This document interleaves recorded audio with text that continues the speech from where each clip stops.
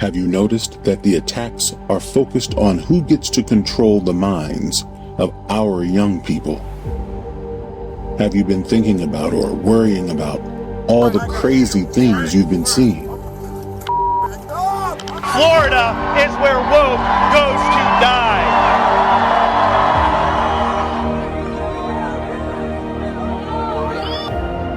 You need to see this docuseries. This series is the first of its kind. What is this docuseries about?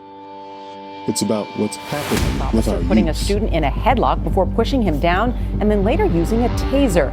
The cultural war that is being waged on our youth. So I gave the teachers a culture test.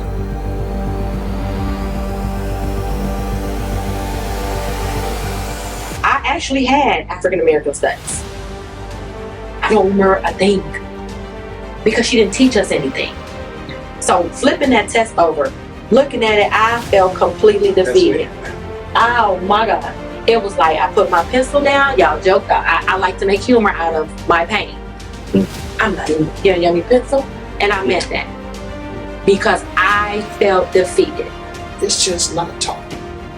For the very first time ever, KMT Productions has brought together some of the most important thinkers, teachers, activists to focus specifically on learning about what is really going on in our communities and how to solve problems with a focus on our youth.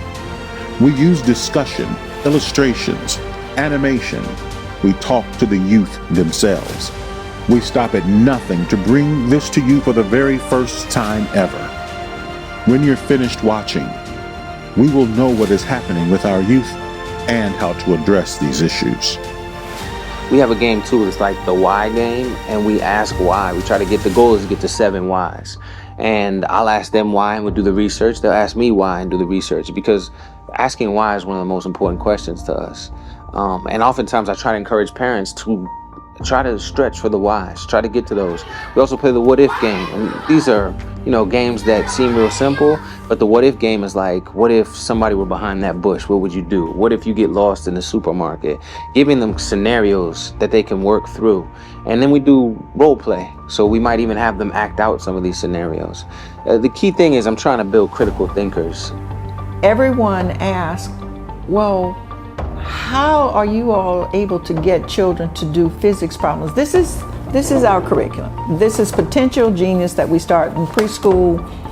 Jiri So Volume 1, Benny So Volume 2, and Bolo So. By third grade, if you follow this curriculum, children are able to do a calculus problem. They're able to compute speed. How do you do it? From Marcus Garvey, we learn reciprocal operations.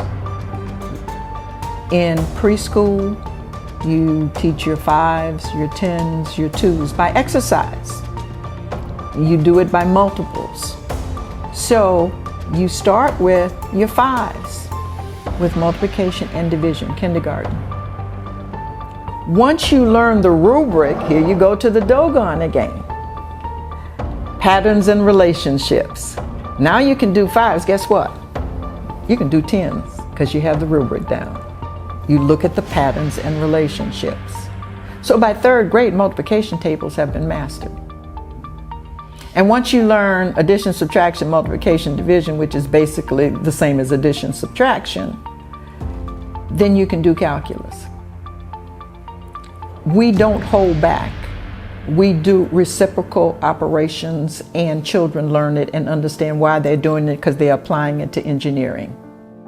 Well, you must know about Imhotep, the great African thinker and engineer, philosopher, doctor, and humanitarian. Imhotep was born in Kemet and was the advisor to the great Ngu Soser during the Third Dynasty, 2686 to 2613 BCE. He was the first physician, writer, engineer, and architect.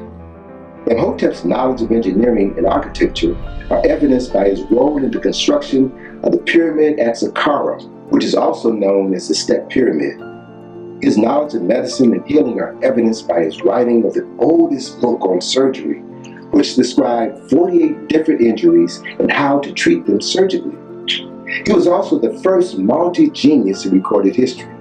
Now remember, he was a math scholar, a doctor, engineer, and architect, among other areas of expertise. Was Imhotep the only Kemetic doctor? No. From what we know, the people of Kemet created the concept of medical schools and trained other people to be doctors. They are upset about a perception of critical race theory. That's not true. Now let's go back to the first thing. What is it? It is a way to explain disparity and inequality. And it's something we've always done in this nation. We have tried to explain racial/ethnic disparity and inequality. From 1619 to 1954, our explanation was biogenetic. These people just not that smart. We measured their little heads. We know what their brains look like. They don't have enough bumps or whatever on it. They're just not smart. And we literally instantiated this notion by world's fairs and world expositions, where you'd have an exhibit of the, quote, best people who were, quote, Aryan or Nordic, blonde, blue-eyed, to the so-called worst people who are from the continent of Africa, particularly South Africa. The kids seem to recognize a major shift in their own learning when they switched from a regular public school to a school with a Black, culturally centered focus. I think we want to be pushed more and more. A kid didn't really understand it. They either be like, whatever, and do something and go to the rest of the class, or yell at the students, like they yell, like just because the kid doesn't understand. But now, like, literally they take it calm and then they go to each step of everything with you. Everyone needs to see this film, especially if you feel concerned about what is happening with our young people. Texas is now recommending no longer using the term slavery. They would rather use the term involuntary isolation. How does that compare to slavery, the Ma'afa, and the Black Holocaust? They're diluting this issue. That's the culture war that we have to fight. Police say an 18-year-old man dressed in tactical gear and protective armor opened fire at a grocery store in Buffalo just hours ago, killing 10 people and wounding 3 others. Police say most of the victims were African American and the gunman is white. 10 African Americans killed at Top Supermarket in Buffalo, New York. The shooter's note to African Americans: here's your reparation. You're talking about all this technical stuff, and our babies are dying. You're talking about all this technical stuff, and they're killing our kids. Deep down in my heart, I'm ethnocentric, which means I think my race is the superior one. Black people need people who believe in Black people enough not to believe every bad thing they hear about Black people. We do. We need more people willing to acknowledge that incredible intellect. What's the formula for force? Newtons. Okay, Newtons. How do you find force? Mass times acceleration. Okay, good. Give me 6 electrolytes. Calcium, potassium, magnesium, sodium, bicarbonate, chloride. Okay. Name 3 hormones produced by the adrenal glands. Aldosterone, testosterone, estrogen. Good. So aldosterone is produced where? Where do they produce aldosterone at? In the adrenal gland. Okay. Where are the adrenal glands located? They stay on top of the kid. On top of it. That unmatched talent. My name is Charisma Bowler. I am 15 years old. I'm going into my junior year in the fall. And I just performed. That's been gone, but used to be mine.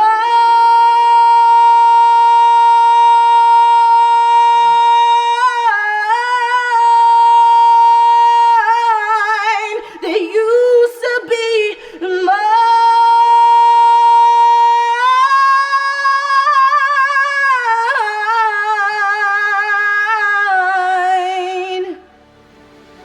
that impressive skill. My name is Jakil Jackson. I'm 14 years old. I have an organization called Project I Am, and I build awareness of homelessness, providing blessing bags for those in need. And why I do it is because I've always felt a need to want to give back to my community. Ever since I was even 5 years old, I've had this passion to want to give everybody houses and give everybody money every time I saw a homeless person. But eventually, that showed my parents how much of a passion I have for the issue and how much I really want to do something. So that's when we started thinking of what we can do for them and things that we have on a daily basis that we can sometimes take advantage of that they don't even have. We must protect them in this war. We must stand up for the young people. It is warfare. Warfare with our babies. And they're the casualties. Think about it. The babies are the casualties. Education has been a place where white women are sheltered and protected to do pretty much whatever they want. And education is not changing because white women don't want it to change. Subscribe.